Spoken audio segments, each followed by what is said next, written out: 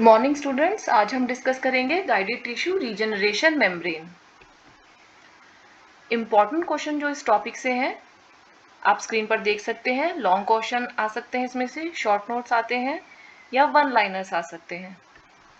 Practical point of view भी ये बहुत इंपॉर्टेंट है क्योंकि ये एज अ स्पॉटस भी रखी जा सकती है या ये आपसे वाइवा में भी पूछी जाती है नॉर्मली। तो ये जो हमारे कॉलेज में अवेलेबल मेम्ब्रेन है ये उसका वीडियो है। ये कुछ ऐसी दिखती है। तो इससे रिलेटेड जो क्वेश्चंस हैं जो वाइवा में आ सकते हैं वो है कि आप इसे आइडेंटिफाई कीजिए, आप इसको डिफाइन कीजिए, क्लासिफाई कीजिए। इससे रिलेटेड इस तरह के क्वेश्चन आपसे वाइवा में या स्पॉटर्स में पूछे जा सकते हैं। तो शुरू करते हैं थ्योरी में। थ्योरी के लिए हमें कैसे इसको प्रिपेयर करना है गाइडेड टिश्यू रीजनरेशन मेम्ब्रेन को, इसका कंसेप्ट क्या है, इंडिकेशन कॉन्ट्राइंडिकेशन क्या है इसकी। तो ये इसका कंटेंट है जो हम इसमें लेक्चर में इंक्लूड हमने किया है। तो सबसे पहले हम डिस्कस करते हैं कि रीजनरेशन होता क्या है। बेसिकली रीजनरेशन का मतलब है कि किसी भी बॉडी के पार्ट को जो डिजीज हो गया है उसको वापस से रिस्टोर करना उसकी ओरिजिनल फॉर्म में। तो अब पेरिडोंटल रीजनरेशन में क्या है, इसमें क्या है कि पेरिडोंटल के जो पार्ट्स हैं जो डिजीज से चले गए हैं, पेरिडोंटाइटिस से जो चले गए हैं, जैसे सीमेंटम, पेरिडोंटल लिगामेंट, बोन, उन सबको वापस से रीजनरेट करना। तो ये समझने से पहले हम देखते हैं कि रिपेयर और रीजनरेशन में क्या क्या डिफरेंसेस हैं। देखिए दोनों ही ये हीलिंग का पार्ट है। रिपेयर, जब भी कोई इंजरी होती है तो उसके पार्ट को, उस इंजरी को रिस्टोर करने के लिए, टिश्यू को रिस्टोर करने के लिए रिपेयर स्टार्ट होती है। रिपेयर में दो कंपोनेंट्स होते हैं, दो मेन इवेंट्स होती हैं, रीजनरेशन और रिप्लेसमेंट। रीजनरेशन में वही जो सेल थे जो गए थे, जैसे कि अगर पेरिडोंटल लिगामेंट गया है तो पेरिडोंटल लिगामेंट के सेल ही फिर से पेरिडोंटल लिगामेंट के सेल बनाएंगे, वापस से नई बोन फॉर्मेशन करेगी। तो इस तरह से सेम जैसा आर्किटेक्चर पहले था उसको ही वापस से वैसा बनाया जाएगा। जबकि रिप्लेसमेंट में क्या है, रिप्लेसमेंट में ज़रूरी नहीं है कि जैसा आर्किटेक्चर पहले था वैसा ही बनाया जाएगा। इसमें बस ये है कि आप जो है उसको रिस्टोर कर दिया जाएगा कैसे भी। तो इसलिए जो रिपेयर है उसमें स्कार टिश्यू बनने के चांसेस होते हैं और रीजनरेशन में ऐसा नहीं होता। अब रीजनरेशन में क्या है, न्यू ग्रोथ होगी जिससे कि कंप्लीटली रिस्टोर कर दिया जाएगा जो डैमेज पार्ट था। और ये जैसे कि मैंने बताया इसमें स्कार फॉर्मेशन नहीं होता, इसमें जो चीज़ गई होती है वो बिल्कुल वैसी ही रिस्टोर कर दी जाती है। तो अब हम पेरिडोंटल लिगामेंट के कंपोनेंट की स्ट्रक्चर्स की बात करें तो जब हीलिंग होती है कोई भी साइट पर जहाँ पे पहले पेरिडोंटाइटिस थी, तो जब हम उसको स्केलिंग और थोरो स्केलिंग और रूट प्लानिंग कर देते हैं तो सबसे पहले हम देख सकते हैं कि जिंजाइवा जो सेल है वो प्रोलिफरेट करते हैं, वो मल्टीप्लाई करते हैं, कनेक्टिव टिश्यूज मल्टीप्लाई करते हैं, उसके बाद बोन सेल्स डिवाइड करते हैं और ऑस्टियोब्लास्ट जो होता है वो न्यू बोन फॉर्मेशन वो ले डाउन करता है। उसके बाद हमारे जो फाइब्रोब्लास्ट है वो कोलेजन ले डाउन करते हैं जिससे कि हमारा पेरिडोंटल लिगामेंट बनता है। तो ये चार जो कंपोनेंट्स हैं ये मिलके पेरिडोंटल लिगामेंट को जो स्ट्रक्चर है वो बनाते हैं, जिससे कि हमारा जो टिश्यूज है वो वैसे कि मतलब जैसे पहले था डिजीज से पहले वैसे ही वो रिस्टोर हो जाते हैं। तो हम क्या चाहते हैं, हम ये चाहते हैं कि नया पेरिडोंटल लिगामेंट बने, नया बोन बने। लेकिन जब भी हम कोई भी अपनी ट्रीटमेंट करते हैं ज़रूरी नहीं कि उसमें जो हम आइडियल चाहते हैं वैसा ही हो। कुछ न्यू अटैचमेंट भी होता है, कुछ रीजनरेशन भी होता है। उसके सिवा नॉर्मली लॉन्ग जंक्शनल एपिथेलियम भी बन सकता है, एंकाइलोसिस भी हो सकता है, टूथ का एक्सेसिव बोन बनने से रिजॉर्प्शन भी हो सकता है, रिसेशन भी हो सकता है, पॉकेट वापस से रिकर भी हो सकती है, ये एनी कॉम्बिनेशन। तो इसको हम डायग्रामेटिक देखते हैं। ये एक टूथ है जिसमें कि पॉकेट फॉर्मेशन है, excessive plaque and calculus is there. After thorough scaling and root planing and treatment, अगर ट्रीटमेंट के बाद वापस से हमारे पेरिडोंटल लिगामेंट फाइबर्स बनते हैं, वापस से बोन रीजनरेट होती है, और जो उसका पहले जो स्ट्रक्चर था वो रिस्टोर कर दिया जाता है, तो इसे हम बोलते हैं न्यू अटैचमेंट। देखिए ये है न्यू अटैचमेंट। दूसरी, अगर हम अलग अलग एस्पेक्ट की बात कर रहे हैं कि हीलिंग में क्या क्या होता है जब हमने पेशेंट को थॉरो स्केलिंग, रूट प्लानिंग या हमने अपनी ट्रीटमेंट पूरी कर दी है, तो फर्स्ट न्यू अटैचमेंट हम देख सकते हैं। दूसरा, सिर्फ एपिथीलियम प्रोलिफरेट करती है और ये पूरा एरिया ना तो यहाँ पे पेरिडोंटल लिगामेंट बना है ना तो बोन बना है, वो इसी साइड पर है, देख लीजिए ये। लेकिन इसमें एपिथीलियम जो है, एपिथीलियम प्रोलिफरेट हुई है जिससे कि लॉन्ग जंक्शनल एपिथीलियम बनी है। तो लॉन्ग जंक्शनल एपिथीलियम का सबसे बड़ा डिसएडवांटेज ये होता है कि it's vulnerable to break down, ये वापस से ब्रेक डाउन हो सकती है और वापस से पॉकेट फॉर्मेशन हो सकती है पेशेंट में। तो ये एक स्टेबल स्ट्रक्चर नहीं है हमारा बॉडी में। दूसरा, बोन फॉर्मेशन होने से रूट रिजॉर्प्शन और एंकाइलोसिस भी हो सकता है। नेक्स्ट है, वापस से पॉकेट की रिकरेंस भी हो सकती है, जैसा कि मैंने बताया लॉन्ग जंक्शनल एपिथेलियम के बाद भी रिकरेंस ऑफ पॉकेट फॉर्मेशन हो सकती है। अब हम देखेंगे कि कैसे हम इस न्यू अटैचमेंट को, रीजनरेशन को हम कैसे अचीव कर सकते हैं। लास्ट लेक्चर में हमने देखा था कि हम बहुत कौन कौन से डिफरेंट टाइप के बोन ग्राफ्ट यूज करके कैसे हम ये रीजनरेट कर सकते हैं। इस बार हम देखेंगे हम बिना बोन ग्राफ्ट यूज किए कैसे ये जो रीजनरेशन है उसको अचीव कर सकते हैं, न्यू अटैचमेंट को। तो इसमें दो मेथड है। First is removal of junctional and pocket epithelium. इसको मैं अभी डायग्रामेटिक भी बताऊंगी कि कैसे हम ये जो जंक्शनल एपिथेलियम है और पॉकेट की लाइनिंग को रिमूव करेंगे। दूसरा मेथड है कि एपिथेलियम को माइग्रेट ही ना करने दें हीलिंग साइट पर। इसमें जो प्रोसीजर्स है वो भी हम अभी डिटेल में डिस्कस करेंगे। तो हमने लास्ट लेक्चर में डिस्कस किया था curette chemical excision new attachment और laser assisted new attachment procedure. इसमें हमें बेसिकली क्या करना है कि जो भी एपिथेलियम की लाइनिंग थी, देखिए ये जो यहाँ जो भी एपिथेलियम थी, हमने ये इंसिजन देकर ये पूरी एपिथेलियम को हमने रिमूव कर दिया है, जिससे कि ये देखिए ऑस्टियोब्लास्ट कितने खुश है, फाइब्रोब्लास्ट कितने खुश है, बिकॉज अब उनको मौका मिल गया है डिवाइड करने का। अब फाइब्रोब्लास्ट आसानी से नया periodontal ligament fibre lay down कर सकता है, न्यू बोन फॉर्मेशन हो सकती है। तो फर्स्ट मेथड है कि हम एपिथेलियम को ही रिमूव कर दें, जिससे कि हमारे जो फाइब्रोब्लास्ट हैं और ऑस्टियोब्लास्ट हैं उनको चांस मिल सके कि वो पहले अपना जो भी स्ट्रक्चर है वो ले डाउन कर सके। प्रिवेंशन ऑफ एपिथेलियम माइग्रेशन का सबसे बड़ा जो डिसएडवांटेज है कि वापस से ये प्रोसीजर, सर्जिकल प्रोसीजर करने के बाद वापस से एपिथेलियम वहाँ पर हीलिंग साइट पर आ जाती है, जिससे कि नए टिश्यूज नहीं बन पाते। तो इसीलिए अब हम देखेंगे नेक्स्ट प्रोसीजर क्या है।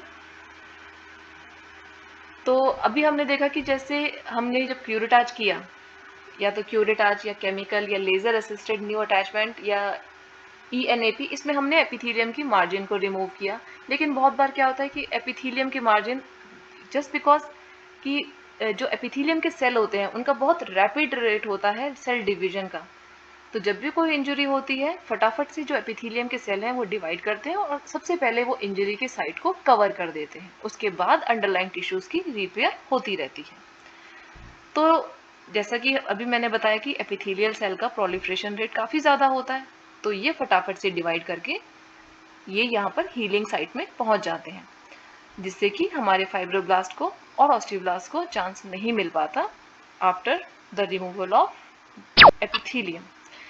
तो अब नेक्स्ट प्रोसीजर में हम क्या करने वाले हैं कि अब हम एक बैरियर लगाने वाले हैं। देखिए यहाँ से यहाँ तक एक बैरियर हम प्लेस करेंगे, जिससे कि एपिथेलियल के सेल और हीलिंग साइट में एक डिस्टेंस मेंटेन किया जाए।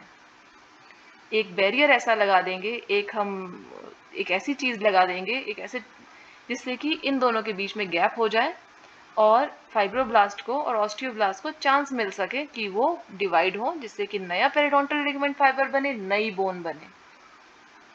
आप इस डायग्राम में देख सकते हैं कि they are not looking happy, वो खुश नहीं दिख रहे हैं, बिकॉज उनको हीलिंग साइट पर जाने का नहीं मौका मिला।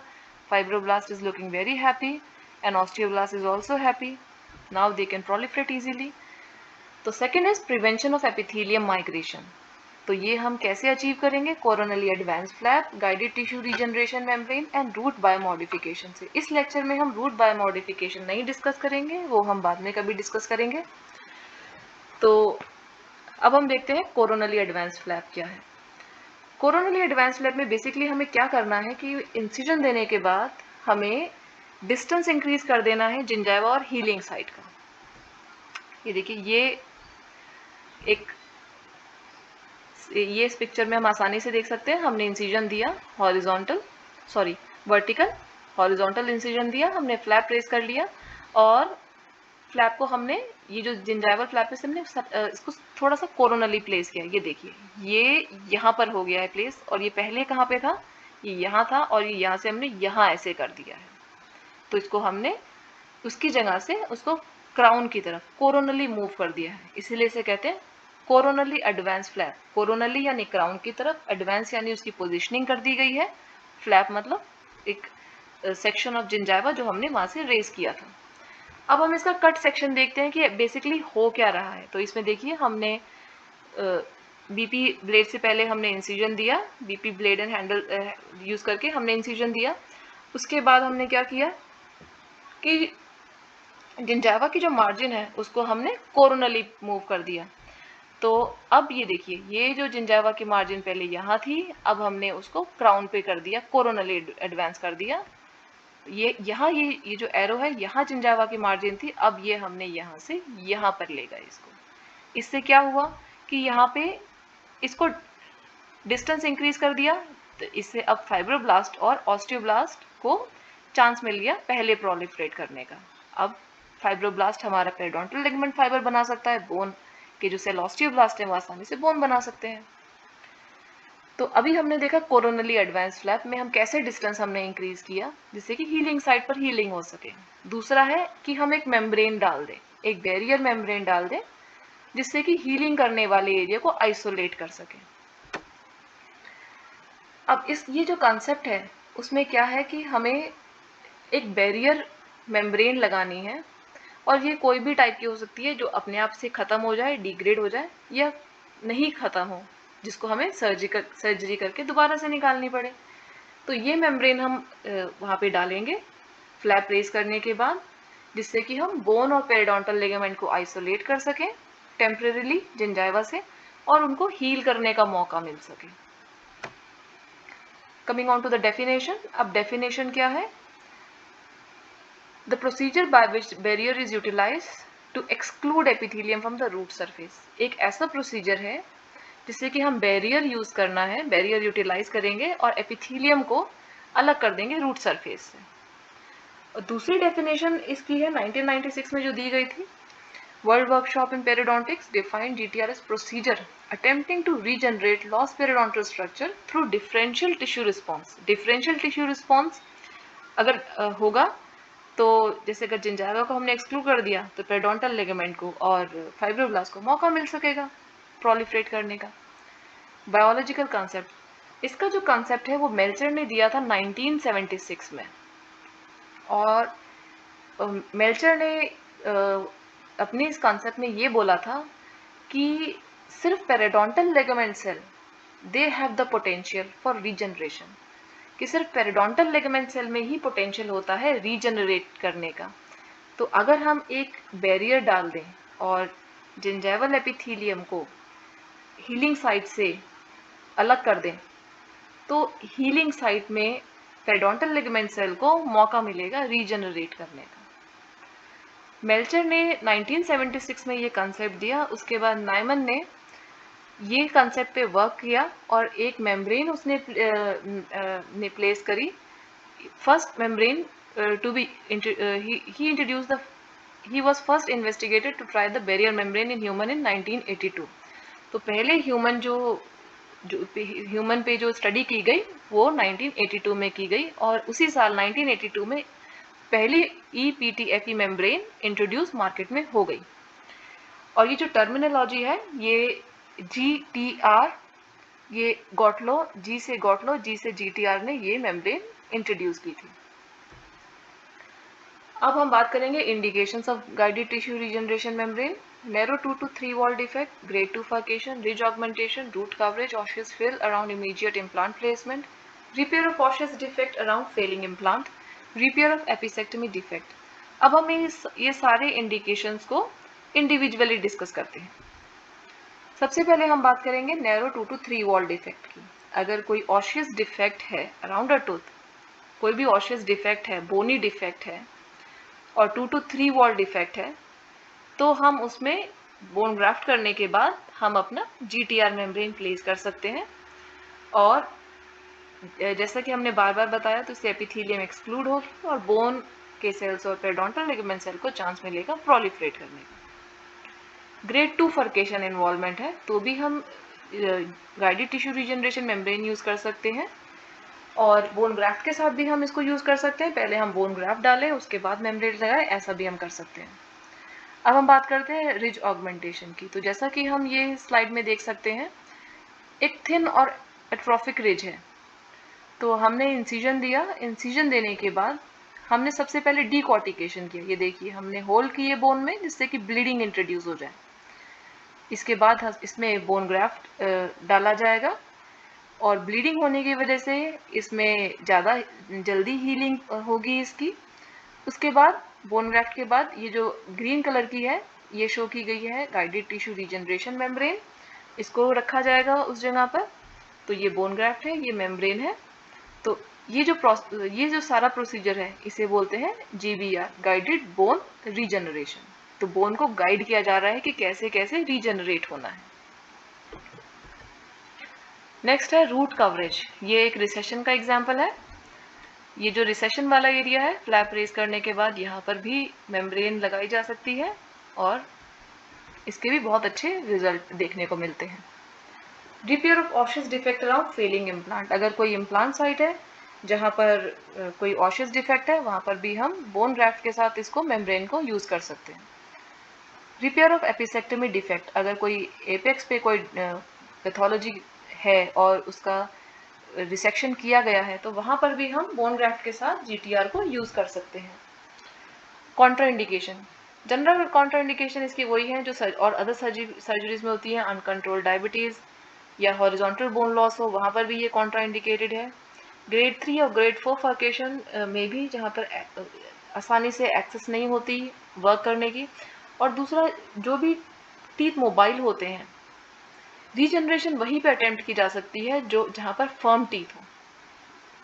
लूज और मोबाइल टीथ में कहीं भी रीजनरेशन नहीं अटेम्प्ट की जा सकती। जो पार्ट मोबाइल है वो वहाँ पर रीजनरेशन नहीं होती।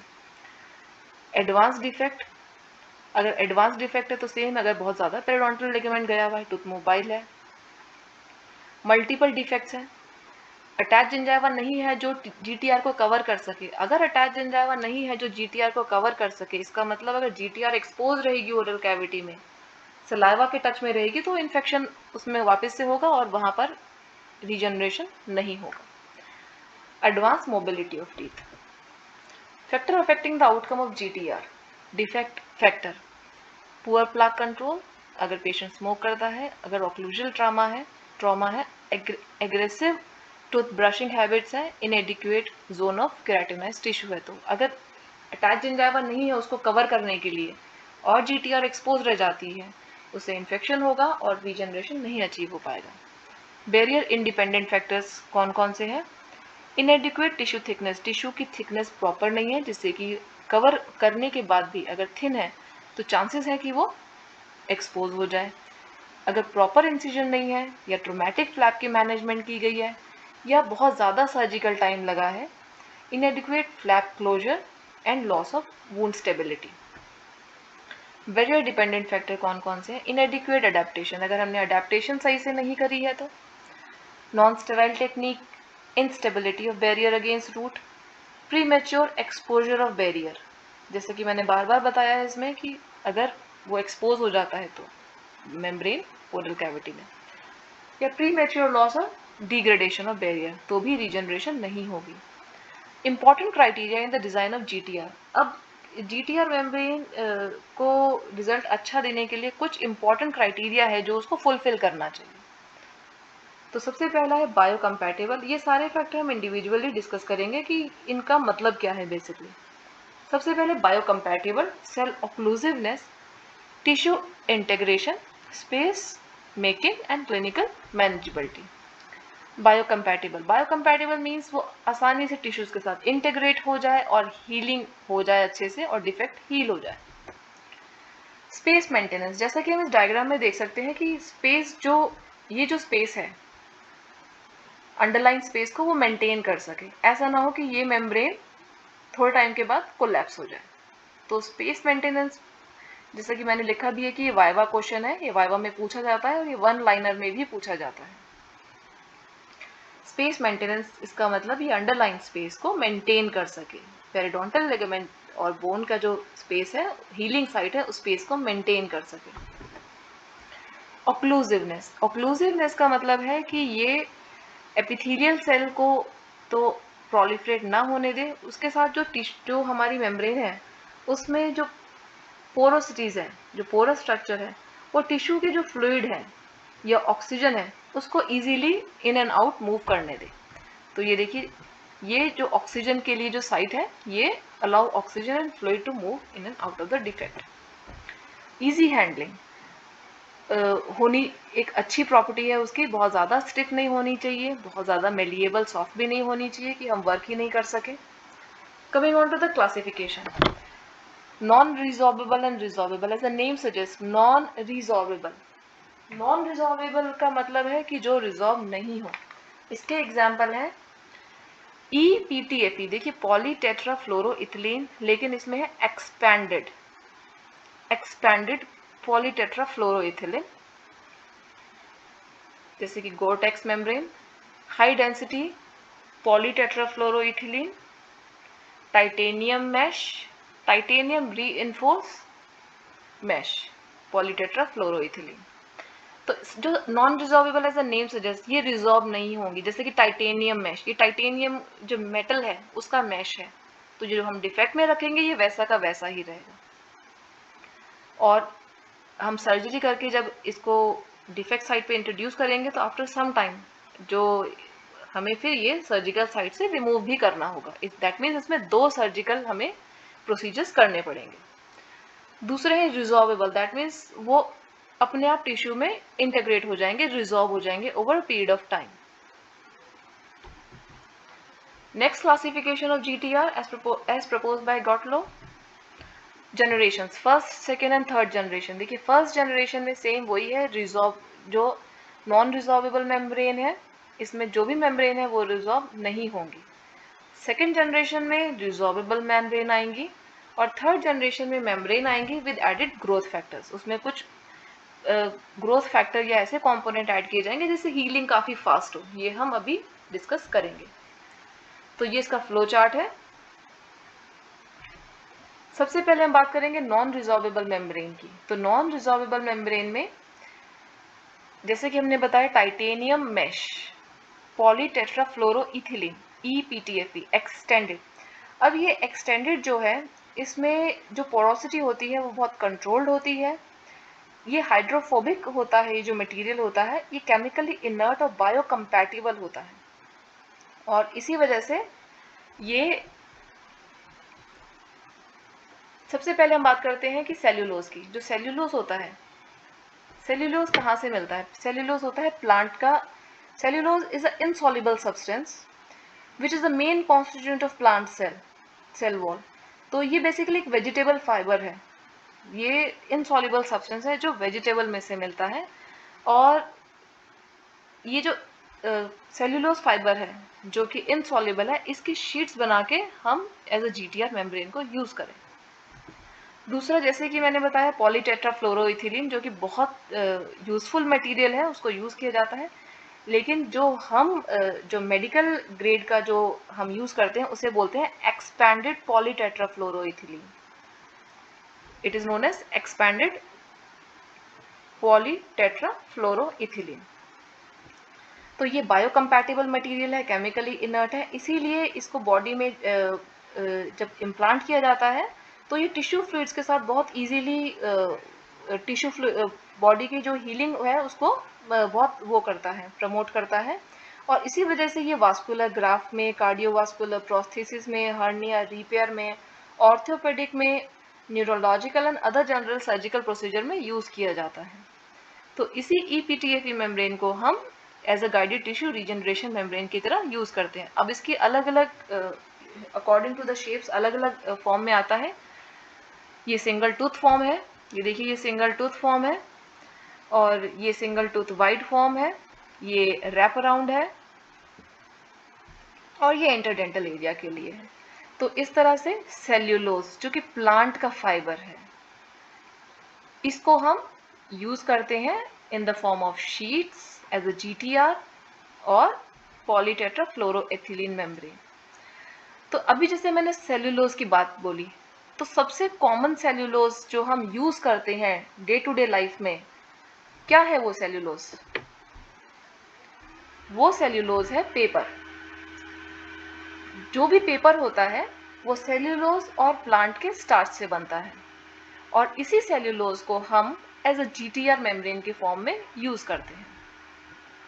नेक्स्ट बात करी हमने पॉलीटेट्राफ्लोरोइथिलीन की, बिकॉज ये इनर्ट है, टिश्यू कंपैटिबल है, और इसका जो पोरस माइक्रो स्ट्रक्चर है वो इन ग्रोथ को, जो टिश्यूज की इन ग्रोथ को और अटैचमेंट के लिए बहुत ही फेवरेबल होता है, और ये इनहिबिट करता है एपिथेलियल की माइग्रेशन को। ये सेफ और बहुत ही इफेक्टिव है। इसके दो पार्ट होते हैं, कोरोनल बॉर्डर और ऑक्लूसिव बॉर्डर।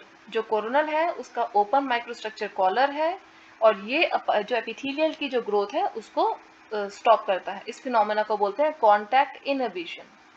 दूसरा पार्ट है occlusive part. It prevents the gingival tissue outside the barrier from interfacing with the healing process at the defect site. तो इसके EPTFE मेम्ब्रेन की जो GTR है उसके दो पार्ट्स हैं, कोरोनल बॉर्डर और ऑक्लूसिव बॉर्डर और occlusive portion, sorry. Advantages, it has space making ability. तो जो अगर हम इसको लगा देंगे मेम्ब्रेन को डिफेक्ट पर, तो ये अपने स्पेस को मेंटेन करके रखता है, और काफ़ी लंबे long persistence in the site, और एब्सेंस ऑफ मेम्ब्रेन डिग्रेडेशन, ये इसकी एडवांटेजेस है। इसकी डिसएडवांटेज है कि it need second surgical procedure, दोबारा से सर्जरी करके हमें इसको रिमूव करना होता है, जिससे हमारी कॉस्ट बहुत ज़्यादा बढ़ जाती है सर्जरी की, और increase time, cost and morbidity. Second है रीजनरेशन। सेकेंड जनरेशन है जो रिजॉर्वेबल मेम्ब्रेन्स है। तो ये जो मेम्ब्रेन है ये बेसिकली क्या करती है कि जिंजाइवा को इनिशियल जो हीलिंग, जिस टेम्परेरी सेपरेट करना है हमें, तो ये उस टाइम तक उसको सेपरेट करके रखती है, और it slowly it get resolved. तो इसमें दो टाइप है, नेचुरल बायोमटेरियल कोलेजन और सिंथेटिक। तो जो कोलेजन है, जैसा कि हम सब जानते हैं, जो कोलेजन है वो हमारा जो टिश्यू का एक पार्ट है, जैसे कि पेरिडोंटल लिगामेंट के फाइबर कोलेजन से बने होते हैं। तो ये हमारी बॉडी के लिए एक कंपैटिबल सा सब्सटेंस है। तो ये जो कोलेजन की मेम्ब्रेन है, ये फॉर एग्जांपल बायोगाइड और बायोमेंड, ये अगर हम अप्लाई करते हैं तो कुछ टाइम के बाद ये अपने आप रिजॉल्व हो जाएंगे और रीजनरेशन करने में हेल्प करेंगे। दूसरा है सिंथेटिक, ये है पॉलीयूरिथेन, पॉलीलैक्टिक और various copolymer of the above. तो बायोडिग्रेडेशन कैसे होगा? जैसे कि मैंने बोला कि कोलेजन की जो मेम्ब्रेन है, तो जो कोलेजन है हमारी बॉडी में वो कैसे डिग्रेड होता है? उसका एंजाइमेटिक डिग्रेडेशन होता है, MMPs की हेल्प से होता है या फाइब्रोब्लास्ट की हेल्प से होता है। तो सेम ये कोलेजन मेम्ब्रेन का डिग्रेडेशन एंजाइमेटिक डिग्रेडेशन होगा। दूसरा है सिंथेटिक। सिंथेटिक में है जो हमारे पॉली ग्लाइकोलिक एसिड के हैं, ये जो मेम्ब्रेन है ये क्रैब्स साइकिल से डिग्रेड होगी, और अल्टीमेटली ये वाटर और CO2 में इसके कंपोनेंट कन्वर्ट हो जाएंगे। जो ब्रेकडाउन प्रोडक्ट होगा वो CO2, कार्बन डाइऑक्साइड और वाटर होगा। डिजायरेबल प्रॉपर्टी ऑफ रिजॉर्वेबल, जो डिजायरेबल प्रॉपर्टीज है वो है non toxic, non antigenic, acceptable handling property, space को मेंटेन करें, adaptation to the root surface, promote tissue coverage and reduce barrier exposure rate, promote flap placement, promote flap attachment after surgery, resist bacterial seedling and contamination, promote selective cell repopulation. selective कुछ selective cell को ही repopulate करना है, वो आप जानते हैं हमारे fibroblast है, पेरिडोंटल लिगामेंट की और बोन सेल्स हैं. Resorb at a rate parallel to regenerative tissues. Advantage of resorbable barrier over non-resorbable membranes are, तो इसमें सबसे बड़ा एडवांटेज है कि reduce operation time, reduce the cost, क्योंकि बार बार हमें ऑपरेशन नहीं करना है, reduce treatment morbidity, increase patient compliance and reduce risk of the loss of regenerated attachment. तो ये जो कोलेजन मेम्ब्रेन की हमने बात करी, तो ये basically collagen is a macro molecule of periodontal connective tissue. तो ये हमारी बॉडी के लिए बहुत फेमिलियर सा टिश्यू है और ये कीमोटैक्टिक है फाइब्रोब्लास्ट, और it also act as a hemostatic agent. It act as a scaffold for migrating cell. जो भी migrating cells आ रहे हैं उसके लिए scaffold की तरह act करता है. And favorable effect on coagulation and wound healing. Low antigenicity and extensibility, high tensile strength and fiber orientation. तो इसको हम अलग अलग फॉर्म में शीट्स, ट्यूब्स, जेल्स की फॉर्म में भी यूज करते हैं. और ये इसका सोर्स है बोवाइन और पोर्साइन. तो देखिए जब भी हम बोवाइन मीन्स कैटल ओरिजिन, गाय, काउ, बफेलोज. पोर्साइन मीन्स पिग का ओरिजिन. तो जब भी हम कोई मेम्ब्रेन यूज करते हैं और वो एनिमल सोर्स से होती है, तो ये एक डॉक्टर की ड्यूटी होती है कि पेशेंट को इन्फॉर्म करना कि हम कौन से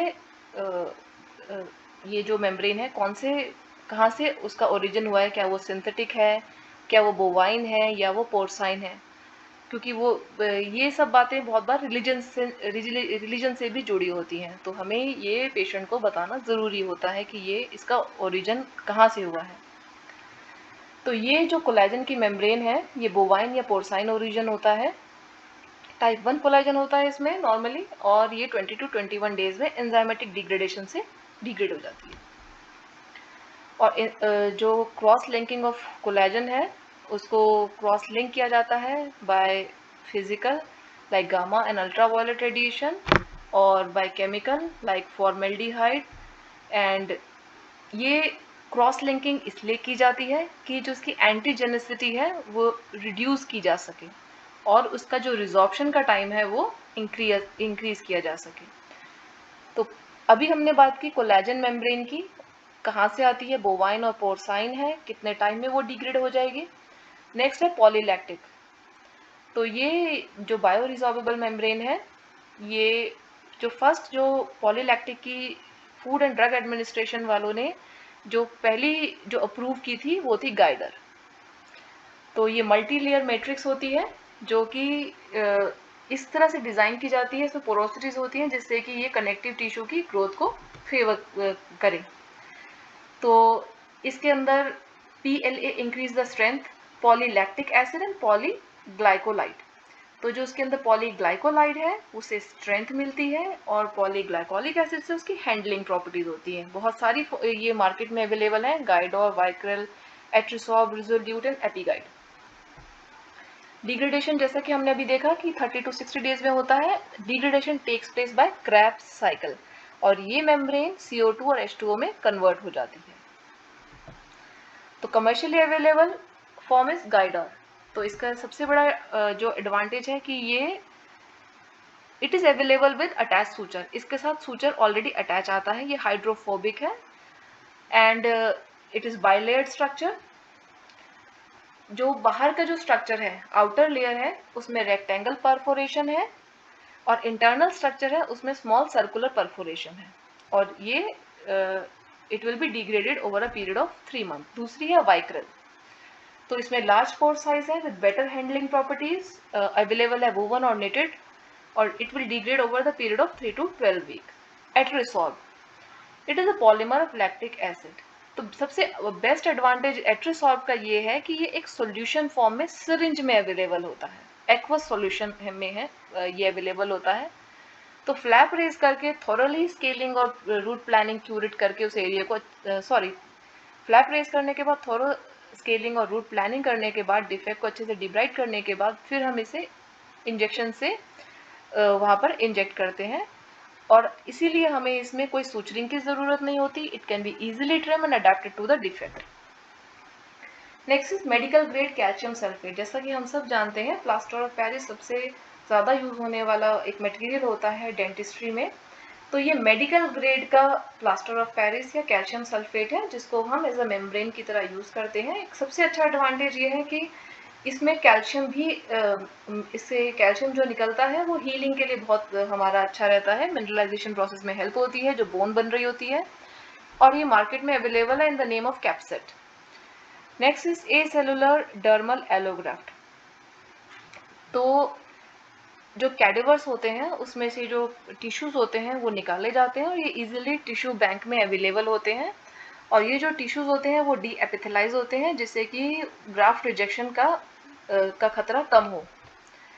advantages of second generation are reduce operative time, more tissue compatible, increase patient acceptance, elimination of several surgeries for barrier removal, reduce risk of loss of regeneration. तो सबसे बड़ी बात है कि टाइम बहुत कम लगता है. Reduce the operatory time, more tissue compatible. जो टिश्यूज हमने यूज़ किए हैं बहुत ज़्यादा टिश्यू कंपैटिबल हैं, जैसे कि कोलाजन यूज़ किया है हमने या लैक्टिक एसिड, वो अपने आप ही डिग्रेड हो जाएंगे. Disadvantage high cost, instability of barrier, biodegradation rate can not be controlled, lack of stiffness and the collapse of membrane. Third generation में मेम्ब्रेन में हमने बहुत सारे ग्रोथ फैक्टर हमने इनकॉर्पोरेट कर दिए हैं और ये सब रिजॉर्वेबल मेम्ब्रेन है. तो इसमें फर्दर टाइप्स हैं ए, बी और सी. जो ए है barrier membrane with anti microbial activity, इसे हमने टेट्रासाइक्लिन इनकॉर्पोरेट किया जाता है. 20% doxycycline into the GTR membrane. It reduce bacterial contamination. जैसा कि हम जानते हैं ये एंटी बैक्टीरियल है तो बैक्टीरिया की ग्रोथ को रिड्यूस करेगा. ना सिर्फ ये एंटी माइक्रोबियल है, इसकी और भी other non anti microbial property है, जैसे कि ये एंटी कोलेजिनोलिटिक है. जो कोलेजन का ब्रेक डाउन कर रहा है उसको भी स्टॉप करता है. एंटी इन्फ्लेमेटरी, इन्फ्लेमेशन को भी स्टॉप करता है. ऑस्टियोक्लास्ट जो है, जो ऑस्टियोक्लास्ट जो बोन को रिजॉर्व करने के लिए जो सेल्स हैं उसको भी इनहिबिट करता है और फाइब्रोब्लास्ट की ग्रोथ को स्टिमुलेट करता है. दूसरा है membrane with bioactive calcium phosphate, जो कि बायो कंपैटिबल और ऑस्टियो कंडक्टिव प्रॉपर्टी देता है, जिससे कि मेम्ब्रेन की bio activity and facilitate early cell differentiation. Next है मेम्ब्रेन विद ग्रोथ फैक्टर. इसमें बहुत सारे ग्रोथ फैक्टर ऐड किए होते हैं. ग्रोथ फैक्टर ऐड होने से angiogenesis, chemotaxis, cell proliferation and control the synthesis and degradation of extracellular matrix proteins. तो जो भी हीलिंग साइट होती है वहाँ पर बहुत सारे ग्रोथ फैक्टर्स आते हैं, जिससे कि जो हील करने वाले जो टिश्यू है वहाँ पे नए स्टेम सेल आए. जो स्टेम सेल्स हैं वो प्रोलिफरेट करके फाइब्रोब्लास्ट बने, ऑस्टियोब्लास्ट बने और हीलिंग इफेक्टिवली हो सके. तो जैसा कि हम इस स्लाइड में देख सकते हैं, टिश्यू इंजरी होने के बाद जो प्लेटिलेट्स होते हैं, तो प्लेटिलेट डिराइव ग्रोथ फैक्टर अब ये क्या करता है, ये बनाता है एपिडर्मल ग्रोथ फैक्टर रिलीज करता है, जिससे कि फाइब्रोब्लास्ट का माइग्रेशन होगा, प्रोलिफरेशन होगा, रीमॉडलिंग होगी, पेरिडोंटल लिगामेंट स्ट्रक्चर बनेगा. और ये platelet derive growth factor are transforming growth factor beta, fibroblast growth factor, ये सब कीमोटैक्टिक ऑफ इन्फ्लेमेटरी सेल है. एंड ये मीजेनकाइमल स्टेम सेल्स को वहाँ पर प्रोलिफरेट होंगे और वहाँ पर फिर नए नए सेल्स बनेंगे. उसके बाद है वास्कुलर एंडोथेलियल ग्रोथ फैक्टर, जिससे कि नई ब्लड वेसल्स प्रोलिफरेट होंगी, एंजियोजेनेसिस होगा और कोलेजन का सिंथेसिस होगा. तो ये सब अगर हम मेम्ब्रेन में ऐड कर देंगे तो फाइब्रोब्लास्ट के वहाँ पे माइग्रेट करेंगे और अच्छी हीलिंग होगी. उसके बाद इन्फ्लेमेटरी जो सेल्स आएंगे, जो सारे साइटोकाइंस आएंगे, एंटी इन्फ्लेमेटरी भी, उससे हमारी हीलिंग बहुत फास्ट होगी और एंजियोजेनेसिस होगा और सारी ये जो प्रोसेस हमारी बहुत अच्छे से इफेक्टिवली होगी. अब हम नेक्स्ट टॉपिक पे आ जाते हैं. देखिए, अगर आप अच्छे मार्क्स स्कोर करना चाहते हैं तो आप अपने आंसर में ये एक टॉपिक लास्ट में और ऐड कर सकते हैं, recent advances in GTR. Recent advances in GTR में हम 2-3 पॉइंट्स ऐड कर सकते हैं। First is incorporation of hydrogel system. इसमें क्या है, हम अगर हाइड्रोजेल डालते हैं मेम्ब्रेन में तो उससे क्या है कि मेम्ब्रेन का जो डिग्रेडेशन है वो कंट्रोल होता है, जो भी ड्रग्स की जो डिलीवरी है वो हमारी सस्टेन होती है, और बेटर प्रोटीन और सेल्स का अडेजन होता है। उसके बाद है प्लेटिलेट रिच फिब्रिन मेम्ब्रेन। तो अगर पेशेंट मेम्ब्रेन नहीं परचेज करना चाहता या तो उसके बाद उसके लिए हमारे पास एक अल्टरनेट मेथड है कि हम ब्लड पेशेंट का ब्लड लेते हैं 10 ml एक ट्यूब में, और उसको 3000 रोटेशन पर मिनट से सेंट्रीफ्यूगल मशीन में 10 मिनट तक उसको सेंट्रीफ्यूग करते हैं।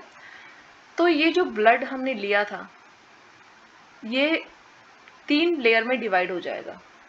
तो ये जो 3 लेयर में डिवाइड होगा उसमें जो बीच की लेयर होती है वो होती है प्लेटलेट रिच फिब्रिन लेयर, और ये जो मेम्ब्रेन होती है हम इसको आसानी से जीटीआर मेम्ब्रेन की तरह यूज कर सकते हैं।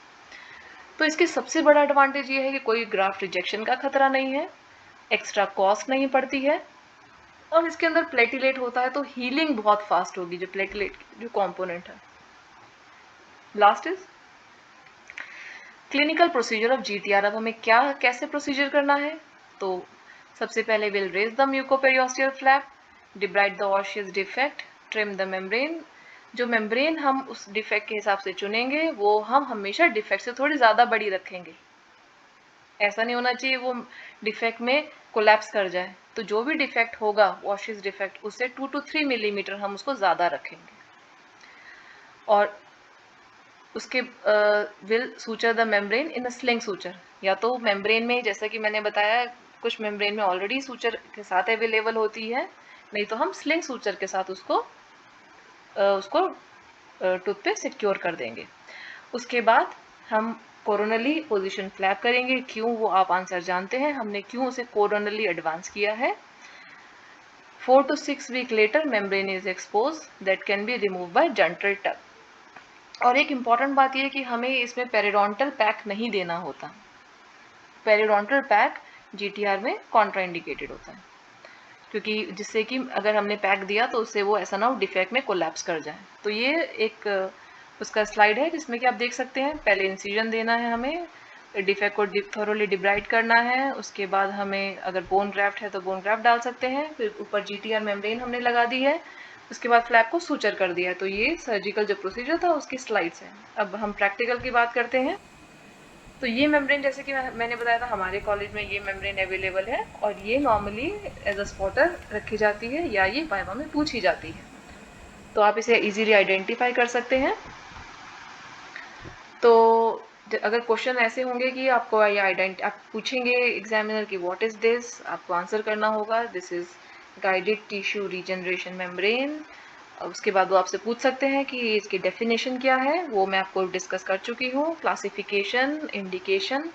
कभी कभी वो आपसे ये भी पूछ सकते हैं इसकी सेल ऑक्लूसिव प्रॉपर्टी क्या है या गाइडेड बोन रीजनरेशन क्या है। Thank you so much.